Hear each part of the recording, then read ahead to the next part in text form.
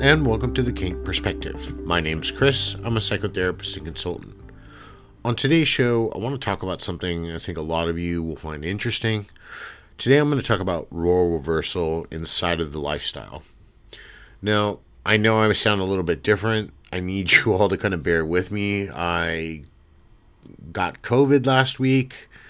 It finally trapped me like the dirty disease it is. I avoided that stuff for years, and I unfortunately caught it. So as you can hear, I'm still a little congested, but I wanted to knock out the show today. I am feeling a little bit better. Fortunately, it has affected quite a bit of things. I haven't been able to do my group, and my practice has been very limited, but you all have been really wonderful. But before I get into all that, let's talk about, have you ever really wondered why someone who spends all of their days making, tough decisions, hard choices, loves to hand that control over during a scene? Or maybe even why naturally a nurturing person might get a thrill from stepping into this role of being more dominant or strict. It is fascinating how playing with roles can help us explore parts of ourselves that we might not usually tap into.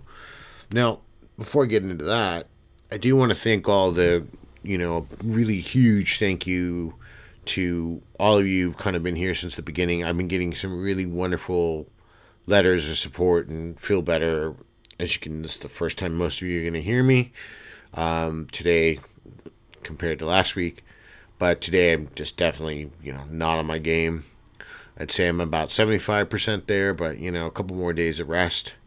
But for those of you who are also coming into the show, welcome. I really hope that you enjoy it and get something out of it. All of your support here is really helping me grow the show, reach more people, and, get the name out there. And I want to let you all know I do have a donation link in the description. So for every, person who wants to maybe contribute, let me put some more content out there or do some more worksheets for the community when I get some spare time, which I do for free. And you can access community help sheets through my website. That's also in the show's description. You can get all of those downloaded for free off my website. Please consider making some sort of donation, large or small. It really doesn't matter. It all helps in the end. All right, so let's get into it here. Why role reversal is not only fun, but it can really be a huge part of self-discovery and even balance for some people in their lives. Now, first, I want to unequivocally state, so I've been a dominant in the lifestyle for, going on 26 years. For me, I've always enjoyed being in charge, and there are a lot of us that do. We don't want to give up our roles. We're not looking to change that. You guys are going to hear me drink a lot of water because my throat's irritated. So I do want to get this out there, and I know you're going to be, sympathetic. I appreciate that. I'll get through the show best I can. I apologize to you all. I so thought I was going to dodge COVID, but things do happen. So what's the appeal here of role reversal? What is it? Why are we drawn to it? Well, role reversal inside of the lifestyle really does give people a way to temporarily shed those expectations and those pressures that are placed on them by their daily lives. And that's kind of a big thing, I think, while we are all come to the lifestyle.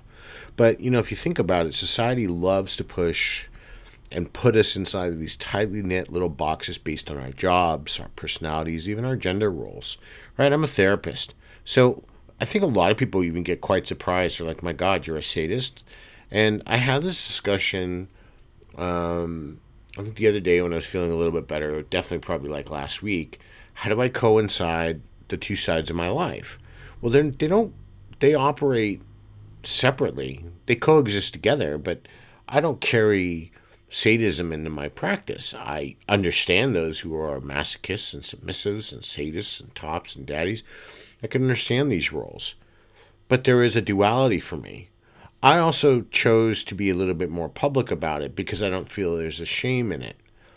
This is part of my sexual exploration, how I like to explore fantasies and erotica and all of these different aspects of my life. But that doesn't make me any less better at doing my job. It just, as a matter of fact, I think gives me a little deeper niche into it. But I don't want to digress too much. Now, if we look at it this way, look at a high-powered executive, right? They are always expected to have their answers. They need to stay in control. They're pushing their financial limits, possibly.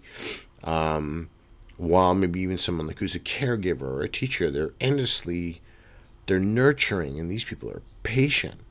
Now, these roles can, over time, for some, become really exhausting, and they might feel even limited. Role reversal in this context offers a space to step out of those boxes temporarily and try on something new. It's not just about breaking the rules. It's about giving yourself permission to explore without judgment. And again, isn't that what the lifestyle is all about? Hell, that's why I'm doing this show. That's why I've been doing this show for, almost 4 years now. Now, psychologically here, this does shift, us from feeling trapped to incredibly a freeing sense, if you will. And when we're expected to constantly perform in a certain way, our brains tend to stay locked in what's called habitual patterns of thought and behavior. Now, by stepping into an unfamiliar role, we disrupt those patterns. It's similar to why some people take up hobbies or engage in creative pursuits.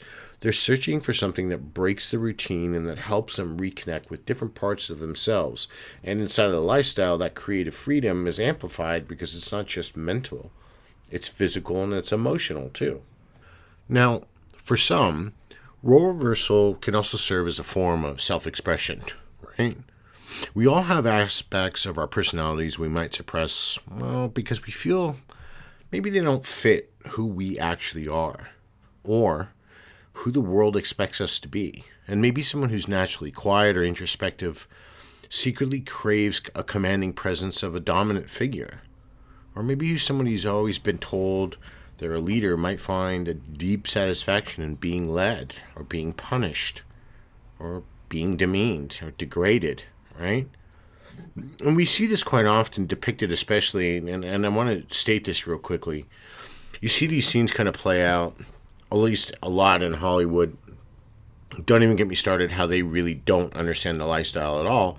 But, you'll see military figures or political figures, and I know they do, those who are heavily in charge submitting to dominatrixes or doms, female doms or mistresses, whatever the case may be, or maybe even masters, I really don't know. But these are powerful people in important roles, doctors, right? Lawyers, judges, prosecutors. They're still people. Their job doesn't define their entire world. It's just a part of it. And I've really spent a lot of time thinking about that lady, because I think, since I was asked that question, how do I coalesce between the two? I don't have to. I can switch between those worlds kind of seamlessly, because it's not, one doesn't bleed over. Like I said, I don't bring my sadism inside of my practice. There's empathy there for me, and care and emotional healing. All right? I mean, if anything, on the sadistic side, I would be bringing in the aftercare aspect of it all. So, there is maybe some bleed over, but the reality is we don't really inhabit those lives. They're secret. Those are the things we do outside of our world, privately and for our personal enjoyment. But these are all the things that we look at. These are all the things that we're trying to understand. And when we look at it this way, in this whole consensual environment that we decide to enter in and take part of, these desires that we have get to be explored. And we don't have to worry about rejection or misunderstandings. We can just explore them and embrace that. And that allows us to create a sense of balance and personal authenticity for ourselves. Now, you all know me by now. There's always some parts of this that are psychologically beneficial.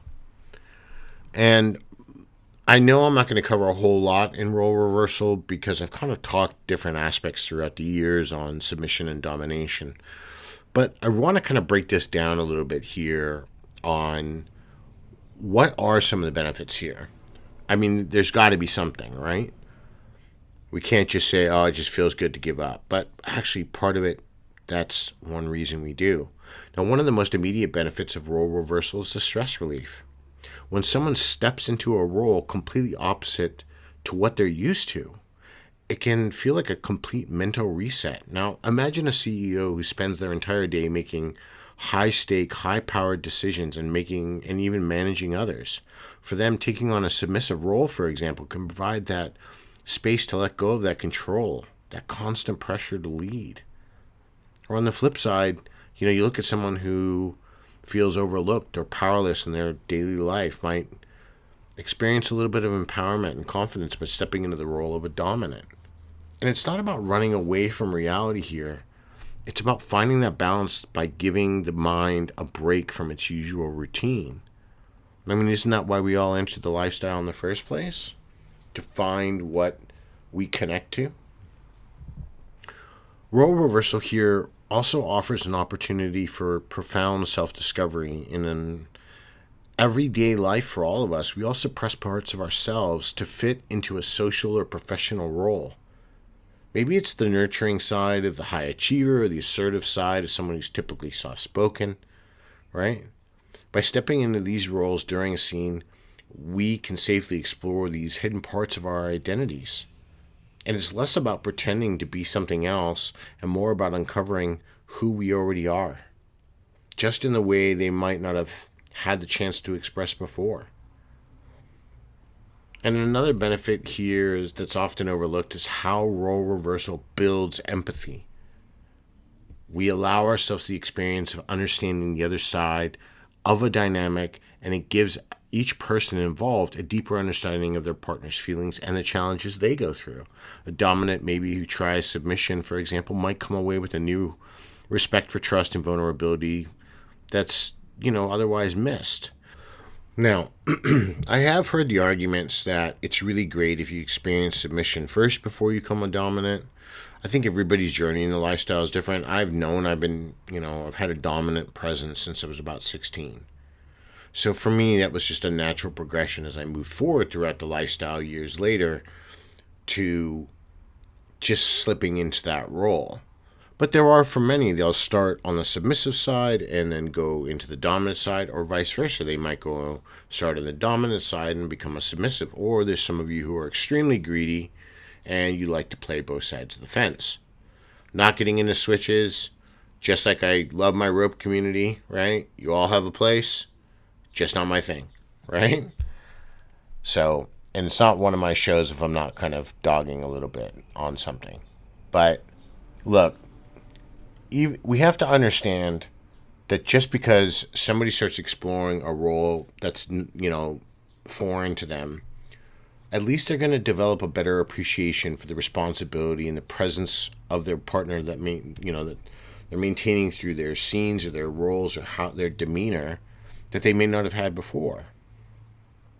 And this whole shared understanding does tend to strengthen communication, trust, and it forges a connection that's in a way that few other activities really can. So maybe there's some misconceptions here. Maybe there's some challenges to role reversal. What might they be, Chris? Well, I'm glad you asked. I'm feeling a little spicy today, as you can tell. When I'm sick, I'm a little bit precious, but I think we all are. With that said, role reversal here really can face a lot of stigma, both from the whole community itself, more so society at large. I think there's a lingering idea that stepping out of your expected role, whether it's the dominant side or the submissive side, or even in your day-to-day identity, makes you less authentic. Someone might think, hey, if I'm a dom but I enjoy submitting occasionally, does that mean I'm not a real dominant?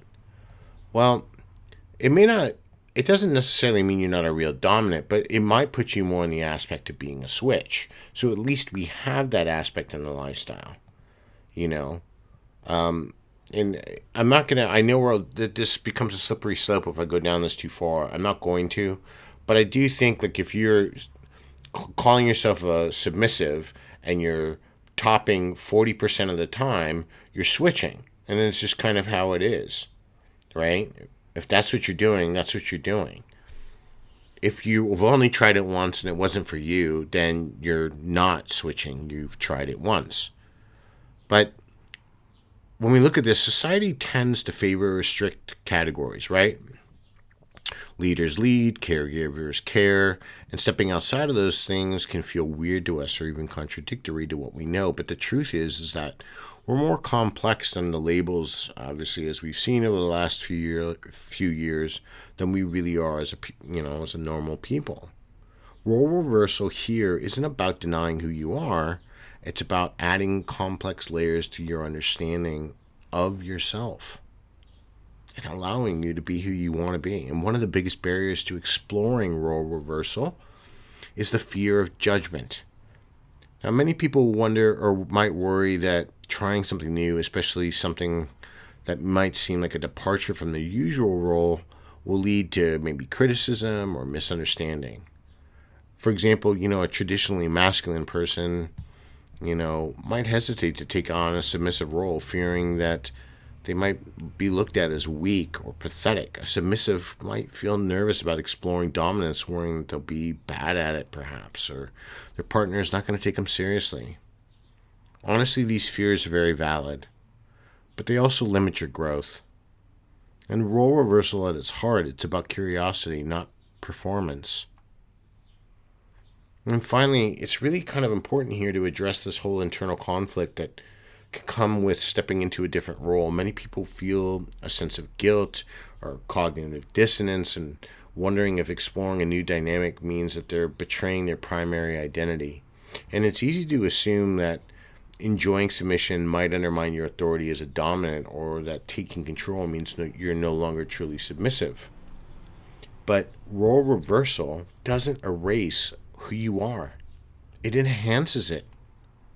And if you embrace these temporary shifts, you're expanding your capacity to connect, play, see, and understand not only your partner, but yourself. And isn't that kind of why we're all here? Right?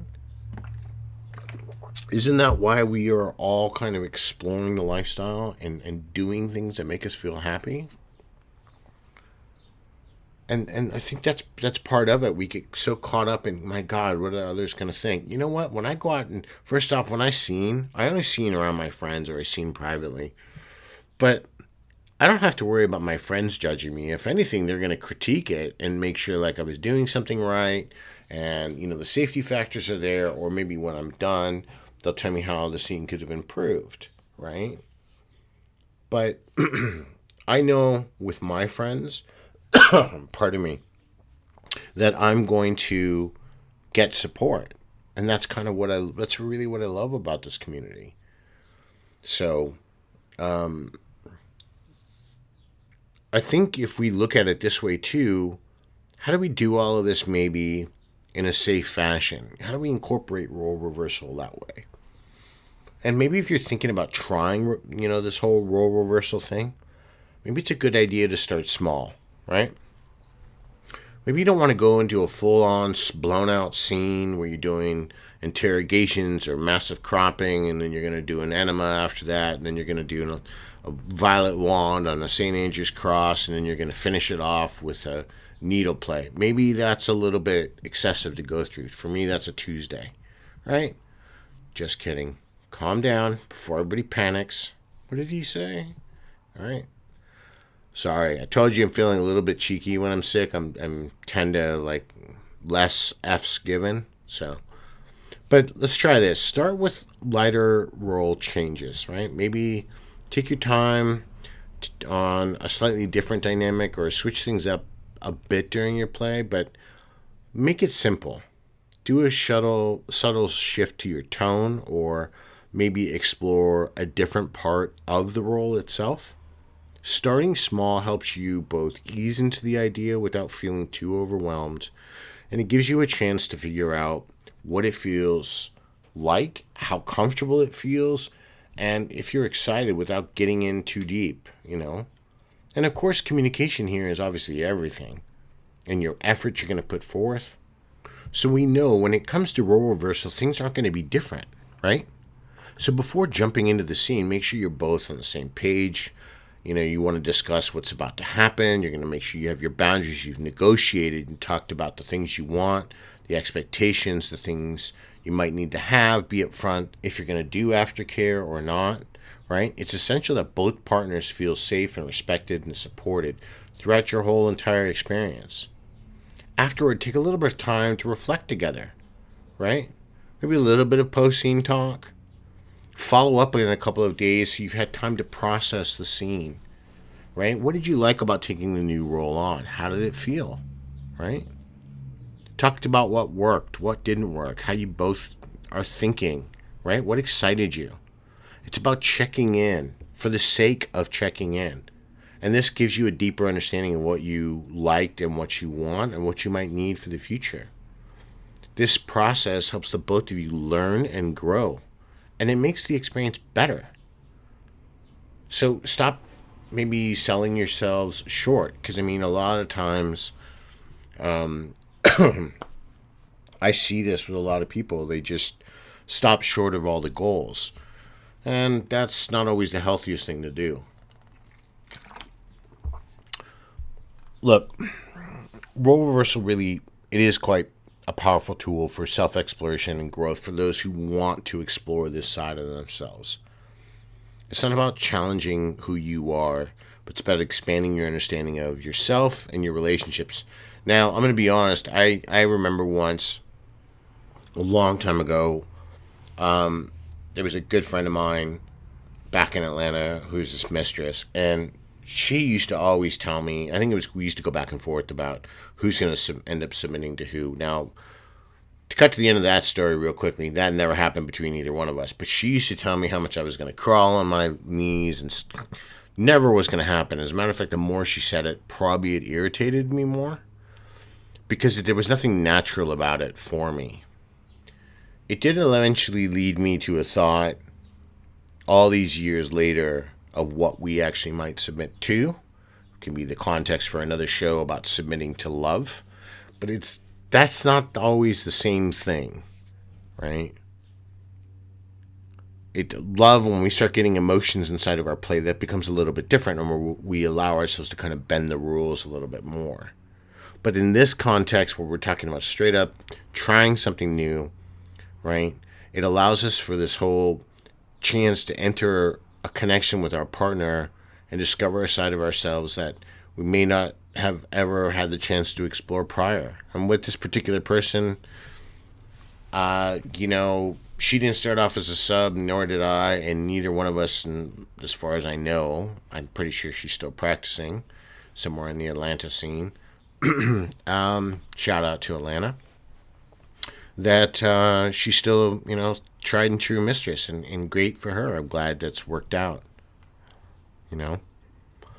We all encompass the roles that make us feel happy, but there are plenty of us that want to try something new, so don't be afraid to do it, right? And if somebody's chastising you or giving you a hard time, those aren't your friends. Your friends should be supportive. And remember, it's all meant to be fun and consensual. There's no right way to slip into something new that you haven't done. It's going to take you some time, so give yourself a little bit of patience and explore what works for you and your dynamic. So I haven't done this in a while. I'm going to leave you all kind of with a question to think about. What, if any, what role have you ever tried that's outside or you're different than what you're doing? Maybe, or is there anything you're actually curious about that's different inside of lifestyle? Any aspect of yourself that you've been wanting to explore more deeply, but maybe haven't done it because you're worried about what others and maybe your local community might think because they've seen you in one light for so long, But maybe you can think about what that would bring to your dynamic and what you could do next. Look, there's not a lot of shows left before the end of the year. I'm slowly winding down. It's been a tremendous year. I want to, there's going to be an end of the year wrap up coming soon. The show's seen a lot of growth. I'm top 10% globally. That's all because of you all enjoying the content and asking me questions and having me do more shows. I'm going to try to get this gentleman in from the Middle East who contacted me from the UAE. I'd love to talk to him. I don't know if I can get that done. But if you do have other shows that, in the new year, when I start season 4, that you want to start hearing about, I'm going to do that. There is a show that I'm going to do before the end of the year, and I'm starting to run into more coaches and people that are, getting their weekend courses done, that are dipping in and starting to basically give information to people inside of the lifestyle that have no real experience with BDSM, but they're calling themselves coaches or maybe consultants and things of this nature. And, when I look into you, when people tell me about you, I'm super excited because I'm like, yes, let's get this out there. And then I'm realizing you're putting out content that you claim to know about and you don't know anything about it. And I think that's kind of harmful, and you should be doing better. So there is a show before the end of this year. I'm going to kind of go ahead and talk about the snake oil salesman in this community. Doesn't bother me if it upsets people, because you know what? I'm not going anywhere. I've been doing this long enough. My practice isn't going to change. It's not going to affect that. I'm not going to get canceled. I think we have to understand that there are only people around because they're looking for what they can take. I don't do that. I contribute the show for free. I give you all worksheets for free. I write for free. Whether or not you take away something from that, that's not up to me. That's up to you all, right? So I don't like when these types of people come along, because I view them as doing something for only a fiscal gain. And then you need to be very curious about what their motivations are. Maybe if, I'm going to get on a soapbox here, and it's not what I want to do today, guys. But look, let me know what you thought about the show. Have you ever tried role reversal? Are you still exploring it? Did you end up becoming a switch and you're really just stuck in greedy mode? Where are you at? Let me know in the comments section below. Hopefully, I'm hoping by next week I'm going to be a lot better, and I won't sound like The Walking Dead. So, until next time, everybody, be safe and stay tuned.